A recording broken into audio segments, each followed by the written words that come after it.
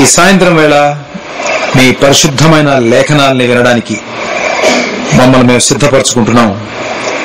మా కోసం వ్రాయించిన మీ మాటలు మా కోసం మా చెవుల్లోకి వినిపించవలసిందిగా ప్రార్థిస్తున్నాం స్వామి. మీ లేఖనాలు మీరు తెరవకపోతే మా హృదయాలు మండలేవు. అందుచేత ఎమ్మాయి గ్రామానికి వెళ్లేకుండా ఇద్దరితో నడిచినట్లు ఈ రాత్రి వేళ మాతో కూడా నడిచి ప్రభువా మీ సత్యాన్ని మీ వెలుగును మాకు ప్రసాదించి మహిమ పొందుతారని మమ్మల్ని మీ చేతులకు అప్పగించుకుంటూ వందనాలు చెల్లిస్తూ ప్రార్థనలో మాకింతవరకు తోడై ఉండి మీ వాక్యం ద్వారా మాట్లాడి ఎంతో మంది ప్రార్థన చేయడానికి ఇచ్చిన కృప కొరకు కూడా మీకు ఎంతో వందనాలు చెల్లించుకుంటూ మీకే స్తుతి ఆరాధన చెల్లిస్తూ అలానే మేము ఏ పెండ్లి కోసమైతే ప్రార్థన చేశామో ఆ పెండ్లిలో మీ యొక్క సన్నిధి, మీ యొక్క తోడ్పాటు, మీ యొక్క సమృద్ధి, మీ యొక్క దీవెన ఉంచవలసిందిగా, మీ యొక్క ప్రెజెన్స్ ఉంచవలసిందిగా మేము ప్రార్థిస్తున్నాం.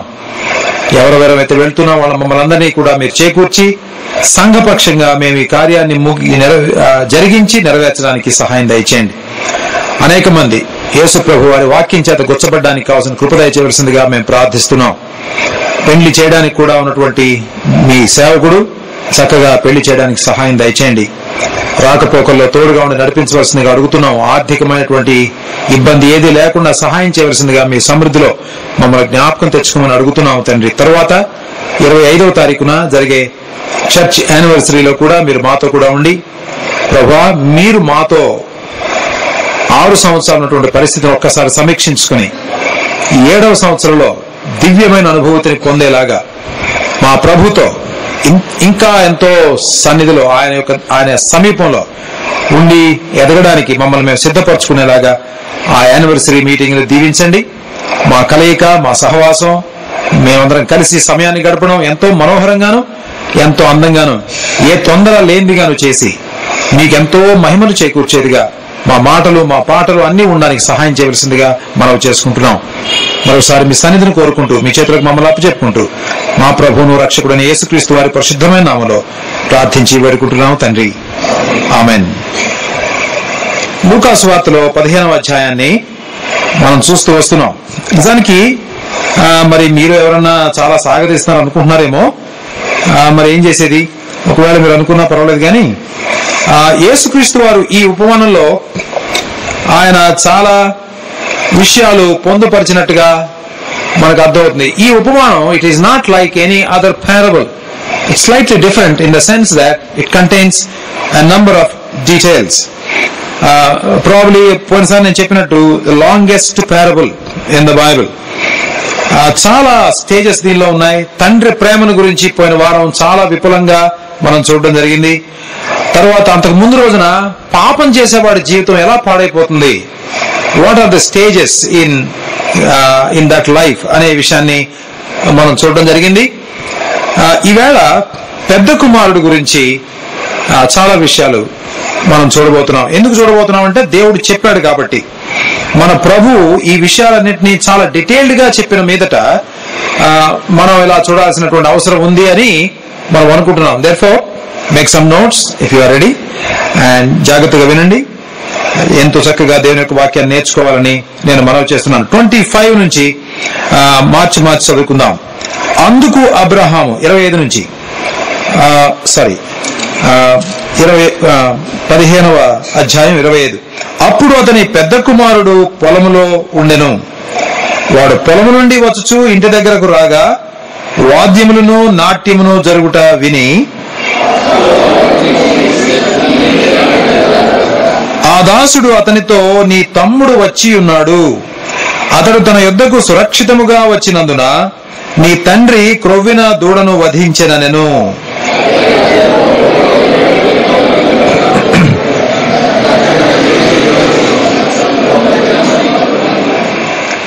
అందుకతడు తన తండ్రితో, ఇదిగో ఇన్ని ఏండ్ల నుండి నిన్ను సేవించుచున్నానే, నీ ఆజ్ఞను నేనెన్నడూ మీరలేదే. ఆయనను నా స్నేహితులతో సంతోషపడినట్లు నీవు నాకెన్నడూ ఒక మేక పిల్లనైనా ఇయ్యలేదు.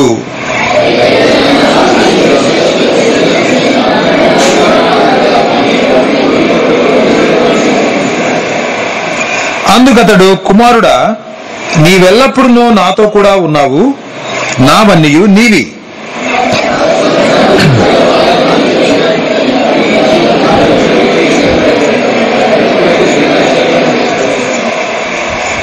దేవుడు తన వాక్యాన్ని మన కొరకు దీవించి అనుగ్రహించునుగాక. ఈ సందర్భం మీలో చాలా మందికి ఇంచుమించు బాగానే తెలుసు. ఎవరన్నా కొత్త వాళ్ళు ఉన్నారా? చదవని వాళ్ళు, లేకపోతే ఇది గ్రహించిన వాళ్ళు, ఎవరన్నా పరిచయం లేని వాళ్ళు ఎవరన్నా ఉన్నారా? ఎనిబడి? మీకు అందరికి తెలుసు కాబట్టి ఎక్కువ డీటెయిల్స్ ఇక్కడ ఉన్నదాన్ని చెప్పలేదు, కానీ దాని వెనకాల ఉండే పాఠం ఏమిటి అనేది జాగ్రత్తగా మనం చూస్తే మంచిదని నా అభిప్రాయం. తండ్రి వచ్చి అక్కడ ఏమన్నాడంటే, ఆ కుర్రవాడికి చెప్పులు తొడిగించారు, వస్త్రాలు వేశారు, ఉంగరం పెట్టారు, కొవ్విన దూడను తెచ్చి వధించండి అని ఆయన చెప్పడం జరిగింది. మనము తిని సంతోషపడదాము. ఈయన కుమారుడు చనిపోయి మరలా బ్రతికెను, తప్పిపోయి దొరికినని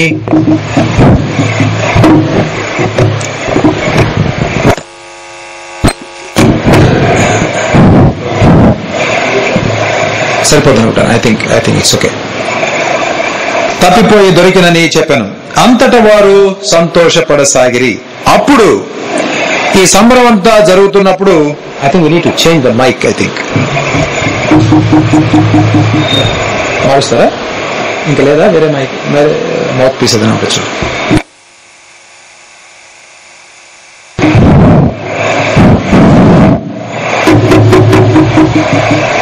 Let's see this brother. Let's see this. పెద్ద కుమారుడు వచ్చిన తర్వాత తండ్రి, కుమారుడు, ఆ రెండో కుర్రవాడు, ఆ ఇంట్లో వాళ్ళందరూ కూడా చాలా సంతోషపడేటువంటి సందర్భంలో ఇతని యొక్క రెస్పాన్స్, అతని యొక్క రియాక్షన్, అతని యొక్క యాక్షన్స్ ఏమి చెబుతున్నాయి అని మీరు చాలా జాగ్రత్తగా గమనించాలి. ఎందుకనంటే చిన్నపిల్లవాడు చాలా తప్పు చేశాడు, చాలా దూరానికి వెళ్ళిపోయాడు, తన జీవితాన్ని పాడు చేసుకున్నాడు, తప్పిపోయిన కుమారుడు అని అతను పిలుస్తాం. కానీ ఆ కుర్రవాడి కంటే బాగా తప్పిపోయింది ఈ పెద్ద కుమారుడే అన్న సంగతి మనం గ్రహించాలి. ఇతని యాటిట్యూడ్స్ లో, ఇతని రియాక్షన్స్ లో, ఇతని మనస్తత్వంలో ఎంత పాపం ఉందో మనకి అర్థం చేసుకోవాలి. ఎందుకు అర్థం చేసుకోవాలంటే, అసలు ఈ ఉపమానం చెప్పింది కూడా ఎందుకోనంటే 15వ అధ్యాయంలో మొదటి వచనం చూడండి. ఒకప్పుడు సమస్తమైన సుంకరులను, పాపులను ఆయన భోజనమునకు, ఆయన బోధ వినుటకు ఆయన దగ్గరకు వచ్చుచుండగా పరిసయ్యులను, శాస్త్రులను అది చూచి ఇతడు పాపులను చేర్చుకుని వారితో కూడా భోజనము చేయించున్నాడని చాలా సణుగుకొనిది అని వ్రాయబడింది. పాపాత్ములుగా పిలువబడిన వాళ్ళు, గుర్తించబడిన వాళ్ళని ప్రభువు దగ్గరికి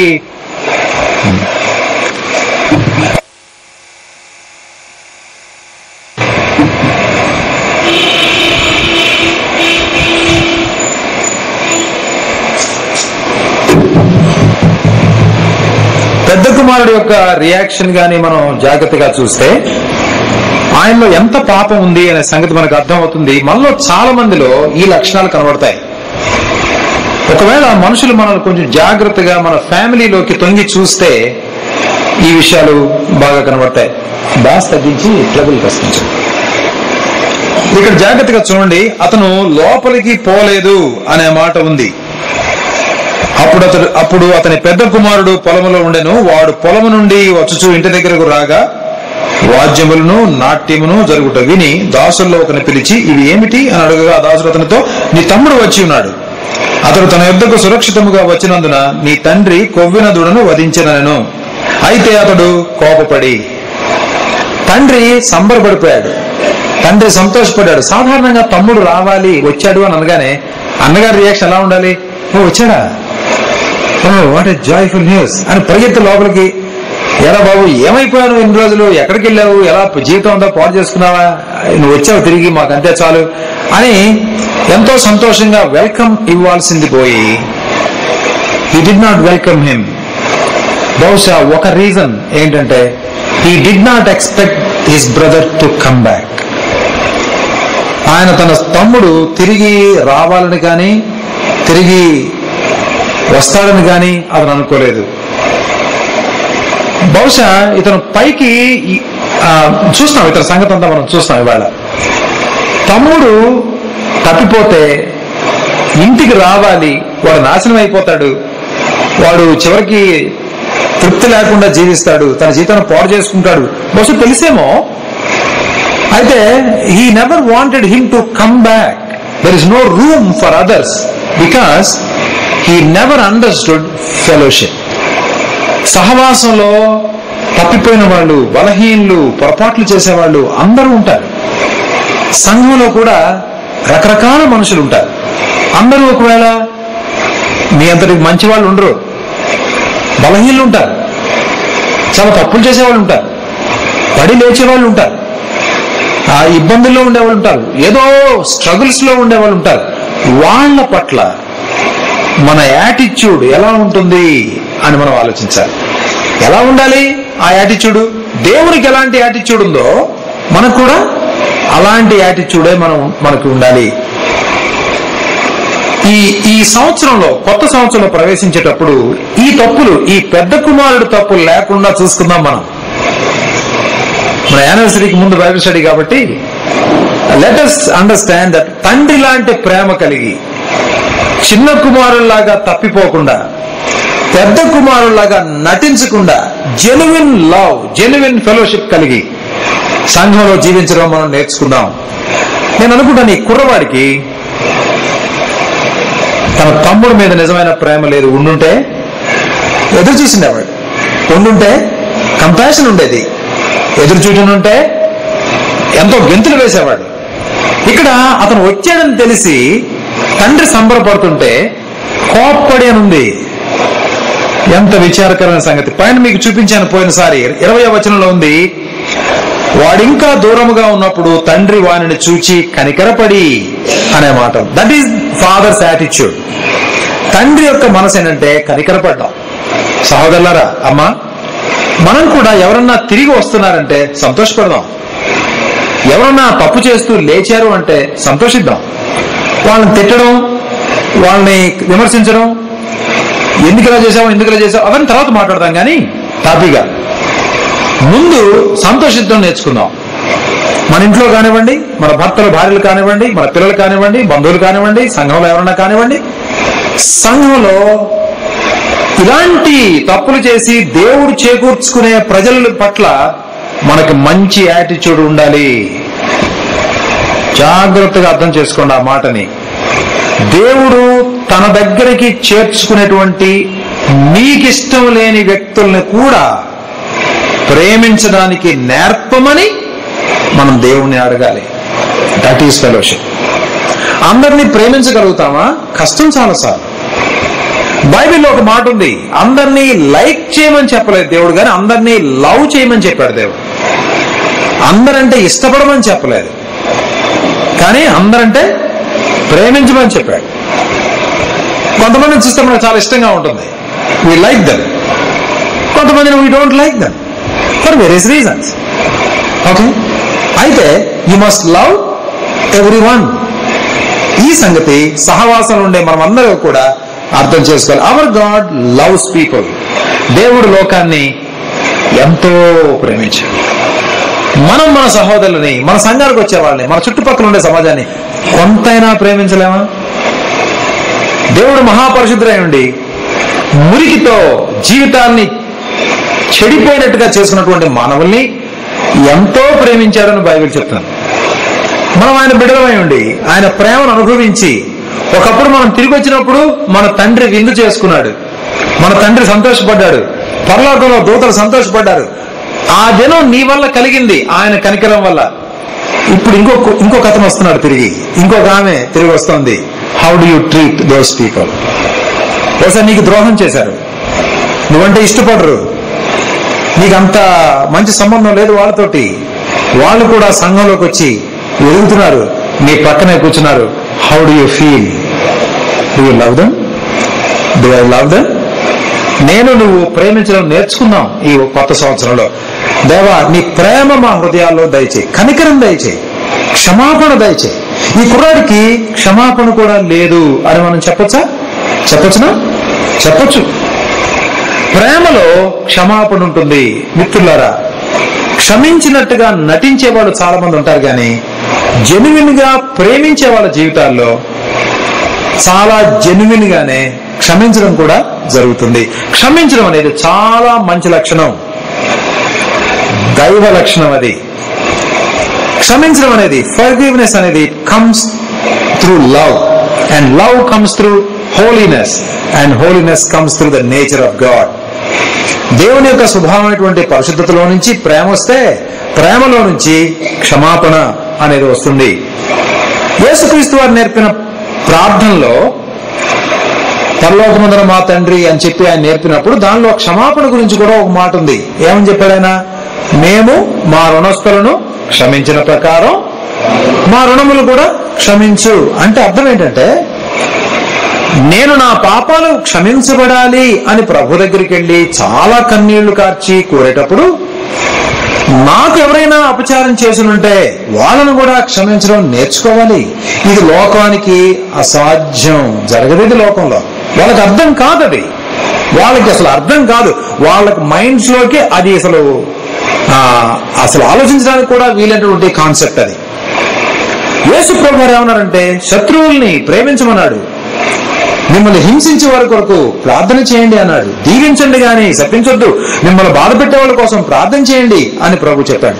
సహోదరులారా, మనం క్రైస్తవులంగా ఎదిగేటప్పుడు ఈ లక్షణం లేకపోతే క్రైస్తవులని ఎలా చెప్పగలుగుతాం? మనం ఇన్ని సంవత్సరాల జీవితం అయిన తర్వాత శత్రువులను క్షమించడానికి, వాళ్ళకి మంచే జరగాలి అని కోరుకోవడానికి మనకు మనసు లేకపోతే, దేవుడు జడ్జిమెంట్లు ఇవ్వాలి, దేవుడు పైనుంచి నిప్పులు పడేయాలి, లేకపోతే వాళ్ళని కాల్చి పడేయాలి, వాళ్ళ ఇంట్లో టపటప దెబ్బలు తగలాలి, వాళ్ళకి యాక్సిడెంట్లు అయిపోవాలి, వాళ్ళు చచ్చిపోవాలి, ఇలాంటి కోరికలు మనం కోరితే క్రైస్తవం ఎలా అవుతాం? మనం దేవుని బిడ్డలు ఎలా అవుతాం? ఈ ప్రభు యొక్క మనసు ఎరిగిన వాళ్ళం ఎలా అవుతాం? ఆరాధన చేయొచ్చు, గొప్ప గొప్పగా ఆరాధన చేసేవాళ్ళు గొప్పగా క్షమించడం కూడా నేర్చుకోవాలి. తండ్రిని ఎరిగితే క్షమాపణ కూడా నువ్వు ఎరిగి ఉండాలి.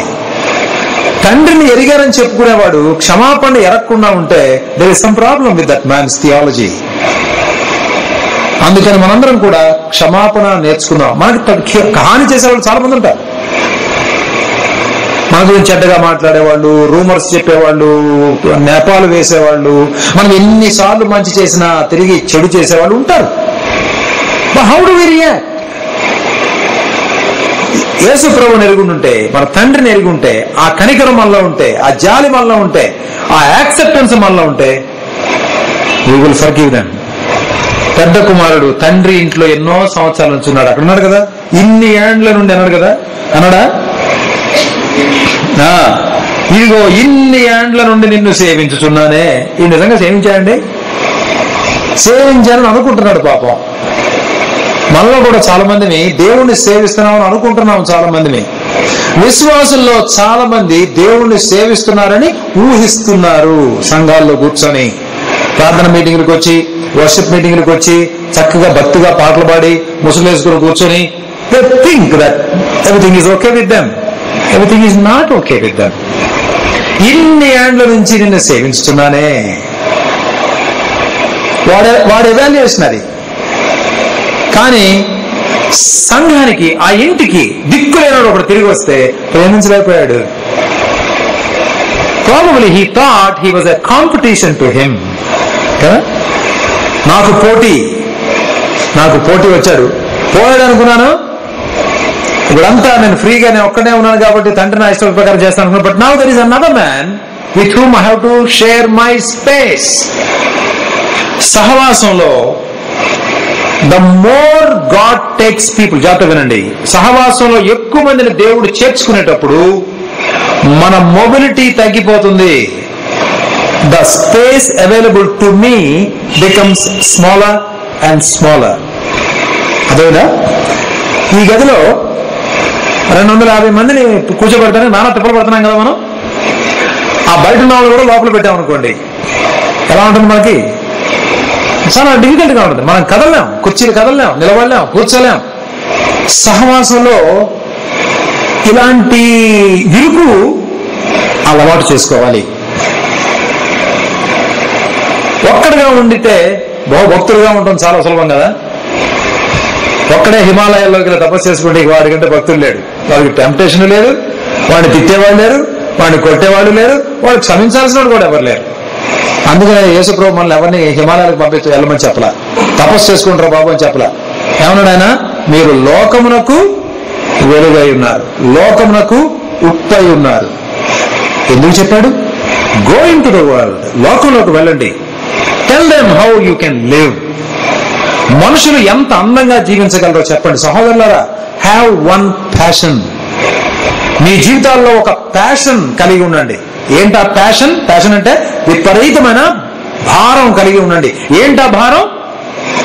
ఈ లోకానికి అర్థం కాని, చేత గాని, దేవుడు మాత్రమే నేర్పించగలిగినటువంటి జీవిత శైలిని దేవుడు నాకు నేర్పిస్తూ ఉండగా నేను లోకానికి ప్రదర్శిస్తాను. That should be our passion. Testimony అంటే అదే. యేసు ప్రభు వారి కోసం, వాక్యం కోసం, సంఘం కోసం సాక్ష్యం ఇవ్వడం అంటే అదే. మనం క్షమించలేకపోతే, మనం ఓర్చుకోలేకపోతే, ఒకరిని మళ్ళీ మాట అనకుండా ఆగలేకపోతే, లోపల కుళ్ళుకుంటూ కుతకుతలాడిపోకుండా లేకపోతే, how can you be recognized as a child of God? దేవుని ఆత్మ నీలో పనిచేస్తున్నాడని ఎలా అనుకుంటాం? దేవుని యొక్క వాక్యం నీలో పనిచేస్తుందని ఎలాగనుకోమంటారు? దేవుని యొక్క సన్నిధిలో దేవుని యొక్క శక్తి, దేవుని యొక్క ప్రభావం నీ జీవితంలోనికి ప్రవేశించింది, నీవు జీవం కలవాడవయ్యావు, జీవం కలదానివయ్యావు అని ఎలాగనుకోమంటారు మమ్మల్ని? సహోదరులారా, ప్రేమిద్దాం. సహోదరులారా, క్షమిద్దాం. చెడ్డవాళ్ళని క్షమిద్దాం, మంచి వాళ్ళని కాదు. చాలా చెడ్డవాళ్ళని, చాలా ద్రోహం చేసిన వాళ్ళని క్షమించేద్దాం, ఓర్చుకుందాం. బాధగా ఉంటుందా? ఉంటుంది. ఆయన క్షమిద్దాం. ప్రభు బాధపడ్డా? బాధపడ్డాడు. చాలా శ్రమ పడ్డాడు. ఆయన శరీరంలో చాలా ఇబ్బంది పెట్టారు, మానసికంగా ఇబ్బంది పెట్టారు. ఆయన హింసించుచూ వచ్చిరి అనే మాటలు బైబిల్లో రాయబడి ఉన్నాయి. ఆయన హింసించిరి. ఆయన ఎలా ప్రవర్తించాడు? చికాకు పడ్డా? కోపడ్డా? గందరగోళం చేశాడా? చిందులేశాడా? లేదు. దయగల మాటలు వచ్చాయి ఆయన నోట్లో నుంచి. మనుషులు ఆయన వెంబడి వెళ్ళారు. కనికరం చూపించాడు, వాళ్ళ మీద కనికరపడి జాలి పడ్డాడు. సహోదరులారా, నువ్వెప్పుడైనా ఆ ప్రేమని చూపించావా? నువ్వెప్పుడైనా ఆ కనికరాన్ని నీ చుట్టుపక్కల నీకున్నటువంటి ఆ చిన్న సమాజం మీద చూపించగలిగావా? నీ బంధువులను ఇబ్బంది పెట్టేవాళ్ళు ఉన్నారు, క్షమించగలవా? ఇబ్బంది పెడతారు, నిజమే, నువ్వు చెప్పింది కరెక్టే. క్షమించగలుగుతావా?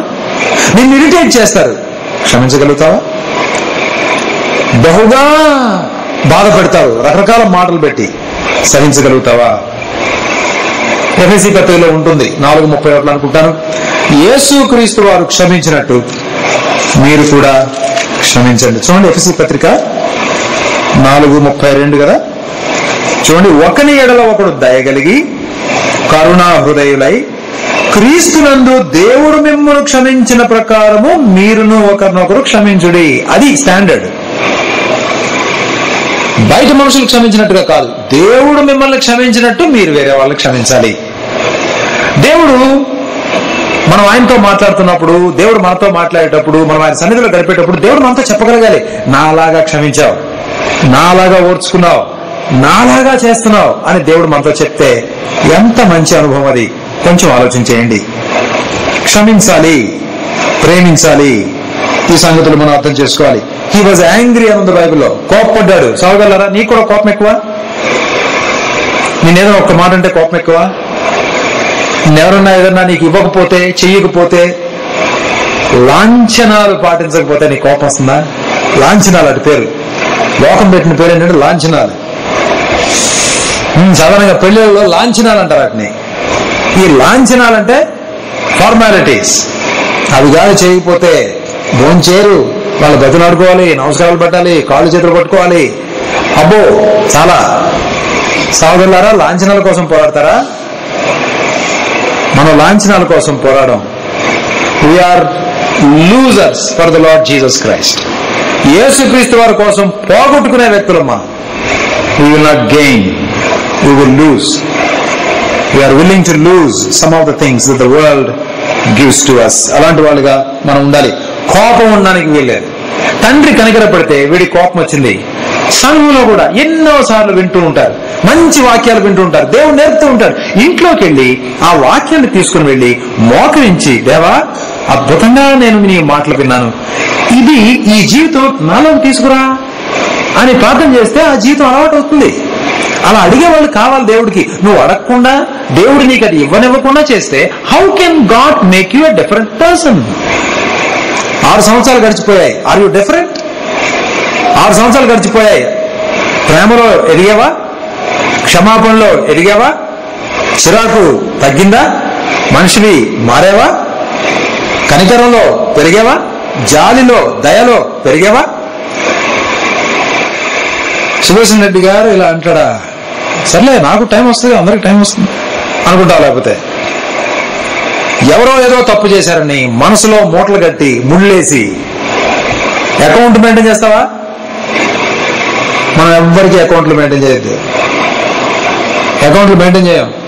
పరలోకంలో కొంతమందిని కుడివైపున ఉన్న వాళ్ళని చూసి అన్నాడు, నా తండ్రి చేత ఆశీర్వదింపబడిన వాళ్ళారా, నేను ఆకలికుంటే అన్నం పెట్టారు, తప్పికుంటే దాహం ఇచ్చారంటే వాళ్ళు అన్నారు, ఎప్పుడు చేసాము ఇవన్నీ మేము అన్నారు.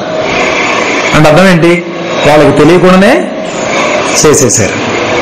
It was there nature to do good. ఇంకొక బ్యాచ్ ఉన్నారు, వాళ్ళు ఏమన్నారంటే, నువ్వు ఎప్పుడు వచ్చావు అసలు, నువ్వు ఎప్పుడు చేయలేదు నీకు అని వాళ్ళు అన్నారు.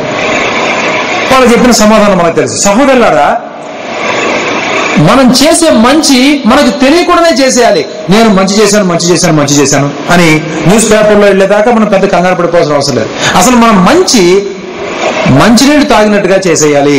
ఆ జీవితంలోకి మనం వెళ్ళాలి. మనం మంచి చేసాం, అందరూ చూసారా లేదా? అలాంటి జీవితం మనకు అవసరం లేదు. That is not a quality life, cheap kind of life. యేసు ప్రభు మనల్ని ప్రేమించి ఆయన సంఘంలో చేర్చినందుకు మనం ఆయనకు తగినట్లుగా మనం జీవించాలి. రెండోది, ఈ తమ్ముడితోటి అతనికి సహవాసం అనేది లేదు. అసలు సహవాసం అంటే అర్థం తెలియదు అతనికి. తండ్రితో కూడా సహవాసం లేదు. ఎలా తెలుసు మనకి? తండ్రి మనసు అర్థం చేసుకోలేదు. అతను అన్ని సంవత్సరాలు జీవించాడా? తండ్రిని అర్థం చేసుకోలేదు, కానీ తండ్రి దగ్గర తప్పులు పడడానికి ప్రయత్నం చేస్తున్నాడు. నువ్వు ఎప్పుడైనా ఇలా చేసావా? వీడు ఎవరైనా వెళ్ళడానికి తండ్రిని. తండ్రి ఎంత ప్రేమ గలవాడు, తండ్రి ఎంత దయగలవాడు. ఆయన మాటలు చూడండి. ఆయన ఏమన్నాడు? వీడు చాలా కోపంగా మాట్లాడుతుంటే అతను బతిమిలాడుకున్నాడు అని ఉంది బైబిల్లో. 28 బ్రతిమిలాడుకున్నాడు. తండ్రి గడ్డం పట్టుకున్నాడు, చేతులు పట్టుకున్నాడు. నాయన లోపల రారా, తర్వాత మాట్లాడుకున్నాం, రా బాబు లోపల రా, ఇది మన ఇల్లు రా, ఇది మన ఫ్యామిలీది. తండ్రి. సహోదరులారా, సంఘంలో చేర్చబడిన వాళ్ళ విషయంలో సరైన యాటిట్యూడ్ నీకు లేకపోతే you will come under the judgment of God. సహవాసం చాలా ప్రాముఖ్యమైంది. ఏమిటి సహవాసం? ఎందుకు చర్చిలో సహవాసం గురించి మాట్లాడుతున్నాం? ఎందుకో తెలుసా? ఒకసారి నా వైపు చూడండి. యేసుక్రీస్తు వారు ఈ ఒక్క సమాజాన్ని మాత్రమే కుల ప్రాతిపదిక లేకుండా, భాషా ప్రాతిపదిక లేకుండా, రీజియన్ అంటే ప్రాంతం యొక్క ప్రాతిపదిక లేకుండా, కులం లేకుండా, మతం లేకుండా, భాష లేకుండా, సంస్కృతి లేకుండా అన్ని తెగల వాళ్ళు, అన్ని మతాల వాళ్ళు వచ్చి సంతోషంగా కూర్చొని ఒక కుటుంబంగా తమ్ముళ్ళు చెల్లెళ్ళు అన్నలు తమ్ముళ్ళలాగా అయిపోయే ప్రదేశం ఒక్క క్రీస్తు యొక్క సంఘం మాత్రమే ప్రపంచంలో. There is no other place. అది సాధించడానికి ఆయన రక్తం కార్చి ఎఫెసీ 2వ అధ్యాయంలో చెబుతాడు, మధ్యకు ఉన్న గోడను పడగొట్టి మన ఉభయలను ఏకము చేసెను. దేవుడు మన మధ్యలో, నీకు నాకు మధ్యలో, కులానికి ప్రాంతానికి ప్రాంతానికి, భాషకి సంస్కృతికి మధ్యలో ఉండే గోడలు పడగొట్టడానికి రక్తం కాచి చనిపోయాడు. That was the price he paid. That was the pain he went through. కాబట్టి నువ్వు ఆ గోడలు కానీ మెయింటైన్ చేస్తే you will be a cursed man. దేవుడు పడగొట్టిన దాన్ని ఎవడైనా తిరిగి కడితే he will be a cursed woman, he will be a cursed man, she will be a cursed woman. Be careful friends, there will be judgment on people. యేసుక్రీస్తు సంఘాలను చెప్పుకునేవాళ్ళు, మేము దేవుని సేవకులు అని చెప్పుకునేవాళ్ళు ఈవేళ చాలా చోట్ల కులాన్ని గురించి మాట్లాడుతున్నారు, కులాలను ప్రోత్సహిస్తున్నారు, మనుషుల్ని విడదీస్తున్నారు. ఈ వర్గం, ఆ వర్గం, ధనిక వర్గం, పేద వర్గం, చదువుకున్న వాళ్ళు, చదువులేని వాళ్ళు, మోటోళ్ళు, పెద్దవాళ్ళు, రకరకాల ఈ ప్రాంతం వాళ్ళు, ఆ ప్రాంతం వాళ్ళు. సహోదరులారా, మనకి ఇవి లేవు. మనం అసలు వీటి గురించి ఎంక్వైరీ చేయం. సహోదరులు, సహోదరులు, వాళ్ళకి ఎవరైనా కష్టం వస్తే పరిగెడతాం. వాళ్ళు మనవాళ్ళేనా అనే ప్రశ్న రాదు. వాళ్ళు మన ప్రాంతం వాళ్ళేనా అనే ప్రశ్న రాదు. ఓ మనవాళ్ళ అనవసరం. ఎప్పుడు అసలు నోటెంబడి ఆ మాట రాకూడదు. మన వాళ్ళ అనే మాట రాకూడదు. మన వాళ్ళు అని మనం అన్నామంటే దానికి ఒకటే ఒక అర్థం ఏంటంటే సంఘానికి సంబంధించిన వాళ్ళు, దేవుని ప్రజలు అని చెప్పడం అంతే. ఇతనికి సహవాసం యొక్క అర్థం తెలియలేదు.